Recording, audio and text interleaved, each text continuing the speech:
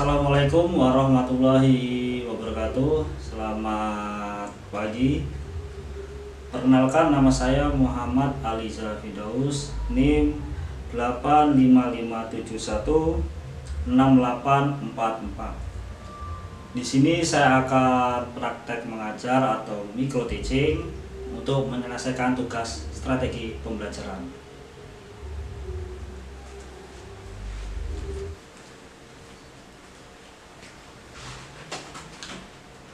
Sebelum kita mulai belajar, sebaiknya kita berdoa dulu. Untuk ketua kelas, silakan pimpin doa.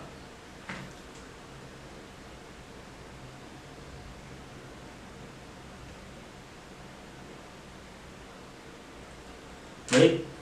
Assalamualaikum warahmatullahi wabarakatuh. Gimana kabarnya hari ini? Pada lupa ya? Nah, kalau Pak Guru nanti bilang atau tanya gimana kabarnya hari ini, kalian menjawabnya alhamdulillah, luar biasa, Allahu Akbar. Ulangi lagi ya. Gimana kabarnya hari ini? Alhamdulillah, luar biasa, Allahu Akbar. Sebelum pelajaran Pak Guru dimulai, sebaiknya kita absen dulu ya. Yang pertama, Vicky, Aldo, Danila, Danus izin ya. Firman, Friska, kemana Friska? Gak ada keterangan ya. Hendy, Laila, Rangga. Nah, sebelum pelajaran kita berlanjut, coba dikeluarin alat tulisnya, buku cetaknya, silahkan dikeluarin. Yang pensilnya masih tumpul, silahkan diruncing dulu, Pak Guru tunggu. Baik anak-anak, kita hari ini akan belajar tentang kerjasama. Tujuan pembelajaran pada hari ini yaitu yang pertama, siswa diharapkan mampu menjelaskan pengertian dari kerjasama. Yang kedua, siswa diharapkan mampu menjelaskan syarat-syarat kerjasama. Yang ketiga, siswa diharapkan mampu menyebutkan bentuk-bentuk kerjasama di lingkungan rumah dan sekolah.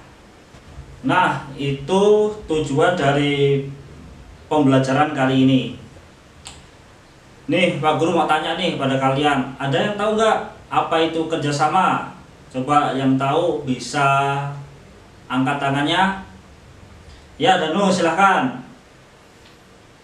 Ya, benar. Jadi kerjasama itu adalah suatu pekerjaan atau kegiatan yang dilakukan kerjasama atau yang dilakukan bersama-sama. Contoh dari kerjasama yang di sekolahan, contohnya misalnya tugas piket di pagi hari. Tugas piket dikerjakan bersama-sama. Tentunya akan mempermudah atau memperingan tugas piket tersebut. Ada yang menyapu, ada yang membuang sampah. Kalau kotak sampahnya penuh nih, dibuang ke tempat sampah atau tempat pengumpulan sampah. Ada yang mengelap jendela, ada yang menghapus papan tulis. Itu termasuk kerjasama. Kalau misalnya tugas piket dikerjakan sama satu orang, dikerjakan oleh misalnya si Danus, pasti tentunya Danus akan capek, ya benar, capek, bakal lelah. Nah, makanya kita harus bekerja sama agar suatu pekerjaan yang akan kita lakukan itu sangat mudah, ringan, gitu. Contoh lain, kerjasama di rumah. Misalnya menyapu dikerjakan oleh misalnya Danila, Untuk babat rumput dikerjakan oleh kakaknya, masak dikerjakan oleh ibunya, berkebun dikerjakan oleh ayahnya. Itu merupakan kerjasama, melakukan pekerjaan di rumah secara bersama-sama. Coba pekerjaan itu dilakukan oleh Danila saja, pasti tentunya Danila akan lelah. Kegiatan pekerjaan yang dilakukan bersama-sama atau kerjasama itu tentunya semakin cepat selesai. Yang mungkin awalnya dilakukan sendiri membutuhkan waktu 1 jam, jika dilakukan kerjasama cuma membutuhkan waktu 30 menit. Ini hanya misalnya. Untuk pengertian kerjasama, apakah ada yang ingin ditanyakan? Silahkan. Ya, Vicky silahkan. Ini pertanyaan Vicky. Apakah boleh kerjasama dilakukan untuk berbuat jahat atau melakukan perbuatan buruk? Oke, Pak Guru jawab ya. Tentunya kerjasama itu tidak boleh dilakukan untuk perbuatan-perbuatan yang buruk atau perbuatan yang jahat. Misalnya bekerjasama maling buah mangga, itu tidak boleh. Itu kerjasama itu hanya boleh dilakukan dalam kegiatan-kegiatan yang positif atau di luar kegiatan yang negatif atau kegiatan yang buruk. Ya, memang ada kerjasama untuk melakukan perbuatan buruk, memang ada di luar sana. Tetapi siapa yang melakukan perbuatan buruk itu pasti akan mendapatkan balasannya. Misalnya balasan mendapatkan dosa, masuk neraka, bisa ditangkap Pak polisi, bisa masuk penjara. Itu. Untuk pengertian kerjasama, ada yang ingin bertanya lagi? Cukup? Nah, untuk selanjutnya ini adalah syarat melakukan kerjasama. Melakukan kerjasama itu pasti ada syaratnya yang harus dipenuhi. Yang pertama, suka rela. Jadi melakukan kerjasama di setiap anggotanya atau setiap orangnya itu harus mempunyai sifat suka rela. Suka rela itu artinya melakukan pekerjaan itu harus ikhlas, tidak boleh rasa terpaksa. Tentunya melakukan kerjasama dengan rasa terpaksa itu pun bisa membuat rasa capek, rasa lelah, karena tidak menyukai pekerjaan tersebut, tidak ikhlas melakukan kerjasama tersebut. Itu sukarela.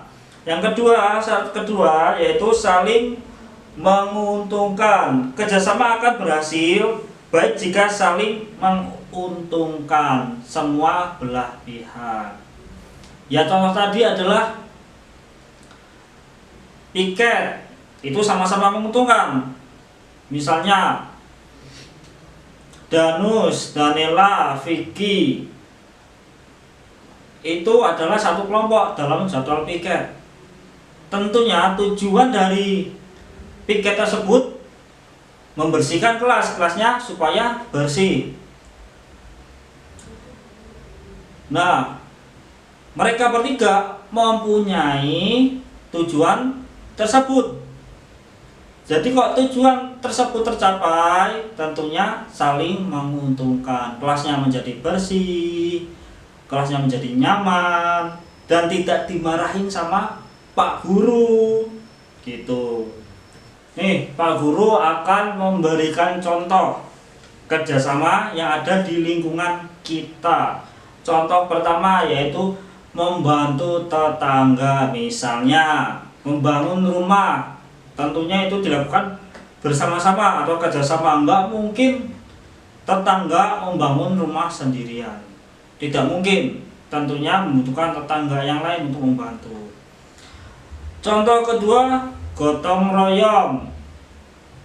Gotong royong misalnya membuat irigasi, gotong royong membuat irigasi. Pekerjaan dilakukan bersama-sama akan semakin mudah. Jika dilakukan cuma dilakukan Pak RT, tentunya tidak akan tercapai pembuatan irigasi tersebut. Makanya melakukan gotong royong, dilakukan bersama-sama. Itu juga contoh dari kerjasama yang ada di lingkungan.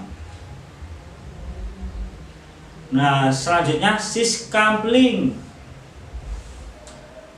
Tahu apa itu siskamling? Siskamling itu ronda malam, menjaga agar lingkungan di daerah rumah kita itu aman, tidak ada yang namanya pencuri atau maling. Itu dilakukan, maka dilakukan siskamling. Siskamling itu tidak cuma satu orang, tapi tentunya juga dilakukan bersama-sama.